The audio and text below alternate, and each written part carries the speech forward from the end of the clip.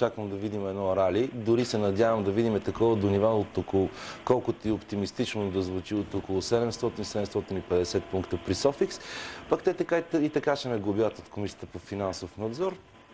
Това не е точно заглоба, защото примерно днес гледах по CNBC анализатор, който коментира, че очаква...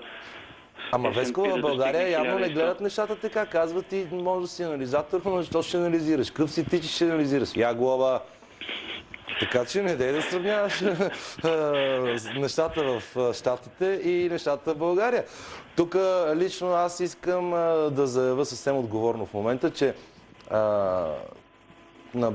в Комисията по финансов надзор ръководството е много добро, поне според мен, но отдолу по веригата вече нещата са изгледани извън контрол и някои хора са се възприели като недосегаеми. Може пък и да са такива, но в крайна сметка те не стават по-умни само защото са недосегаеми. Нали? Без да вземам отношение, само да вметна, доколкото виждам в телевизионното предаване има надпис относно инвеститорите и за това, че не представлява съответна препоръка. Точно така, обаче, очевидно обаче някой доста селективно гледа.